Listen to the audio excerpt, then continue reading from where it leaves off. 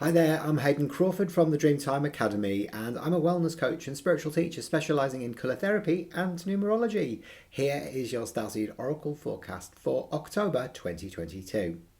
Okay, so first things first, we've got to recognise now that we've moved into a universal month number 7, and that's because we're in 2022, which adds up to a 6, plus we're in October, which reduces to a 1. You add the 1 and the 6 together, and it's 7. Now, 7 is all about exploring the deeper meaning behind life, the mysteries, illusions, miracles, magic, and faith, and what's going on in the subconscious mind. 7 is also about learning through your own experiences and being able to then teach what you've learned. So this really brings down the energies of the Sirians. Now, the Sirians are a galactic race that are extremely creative, very, very sensitive and intuitive, and often kind of sit outside the norms of everyday society. So they can be a little bit different, a bit quirky in their own way. Now, the Sirians want to guide you throughout the whole of the month of October, and so we can connect up to them to be able to receive their advice and guidance. So as usual, I'm going to be showing you 3 cards, and one's going to be a message for your conscious mind or your ego, one's going to be a message for your subconscious mind or your soul, and the final one is an action step for you to take during the month of October. How exciting. Now, before we do that, what I'd like you to do is I'd like you to put your hand on your heart and take a nice deep breath in. And then just imagine yourself surrounded by a beautiful flickering turquoise light. And then I'd like you to ask for clear and concise information from the Sirians that you can not only understand, but you can anchor and take action on during the month of October as well. Fabulous. Okay, so I'm going to show you the first card now. Now, the card that came up as a message for your ego is fall into my arms. Fall into my arms. That sounds so romantic, doesn't it? But in this case, it's about surrender. And it's about holding the opposites. Now, of course, you've probably recognised that life is all about duality. It's about extremes. There's good stuff that happens and there's bad stuff that happens. But you're being called to be able to look at both of those things, and when they appear in your life and not judge them, to kind of accept them for what they are and just surrender into it, because the universe has our back and everything always happens for your purposeful good, even if you don't think so at the time.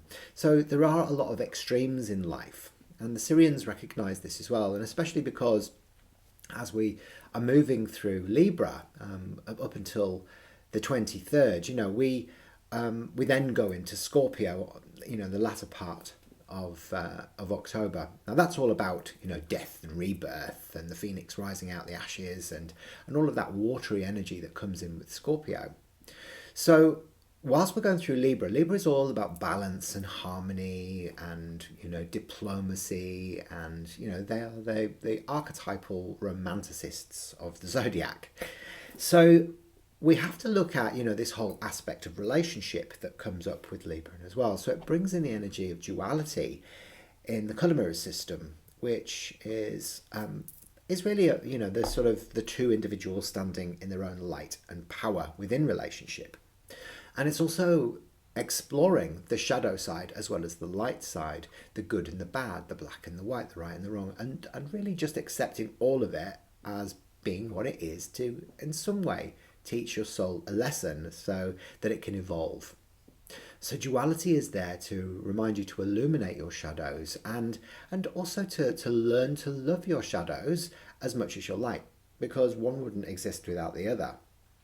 So nurturing those kind of Libran relationships, whatever side of the spectrum that they fall on.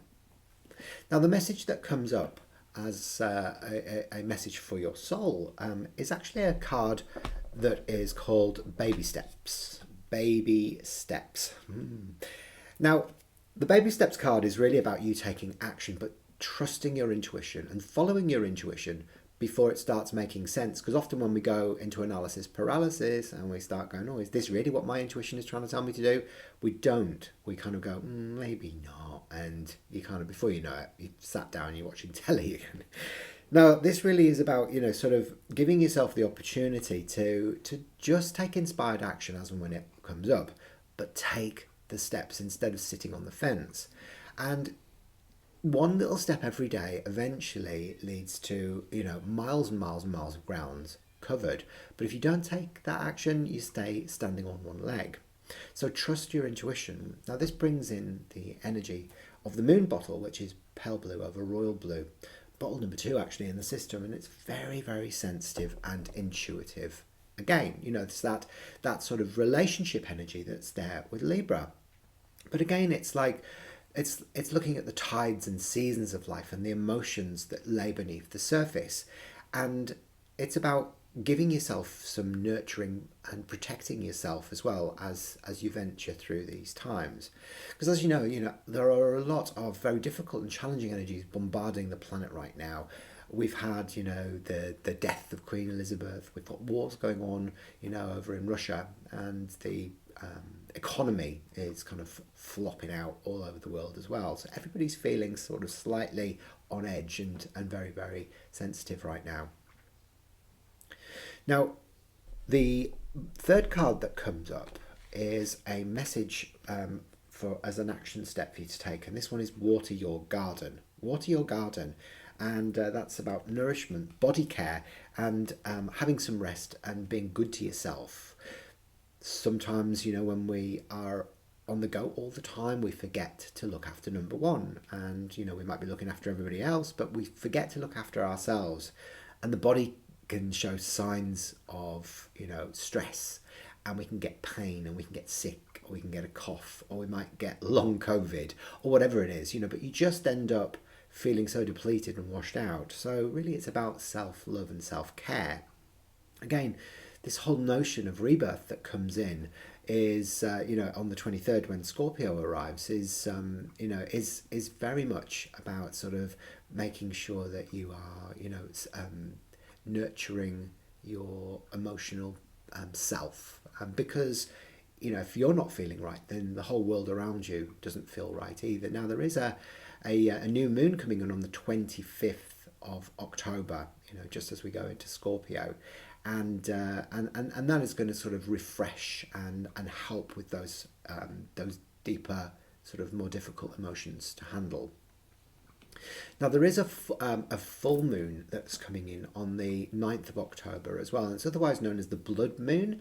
And that's or the hunter's moon actually, and that is often associated with sort of quite eerie energies.